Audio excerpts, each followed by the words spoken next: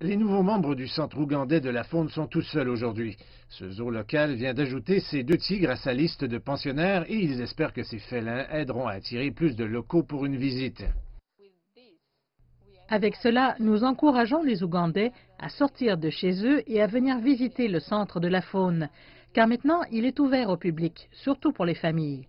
C'est une excellente occasion pour les familles de visiter ensemble un site touristique.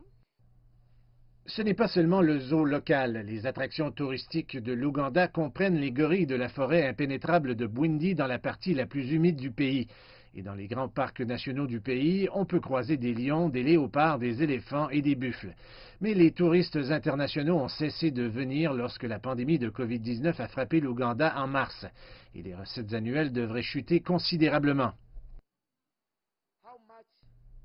Combien le tourisme a-t-il perdu? Nous avons perdu une année exercice complète, soit entre 1,6 milliard et 2 milliards de dollars.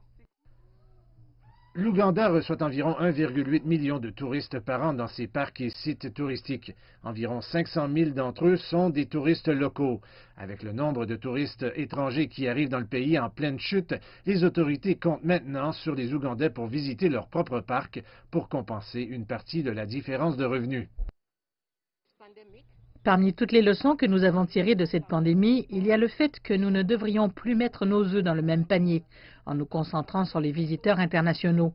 À l'avenir, nous allons cibler le marché intérieur avec l'intention de nous assurer que nous convertissons tous les Ougandais en voyageurs actifs dans leur propre pays. L'Office du tourisme a déjà lancé une campagne avec des publicités, des concours et des promotions pour les touristes locaux. La campagne de 8 semaines vise à relancer le tourisme du pays. Les autorités espèrent que la campagne de promotion aidera les Ougandais à comprendre par eux-mêmes pourquoi le pays s'appelle la perle de l'Afrique. Et pendant que les touristes internationaux restent chez eux, les Ougandais peuvent aider l'industrie touristique de leur pays à prospérer.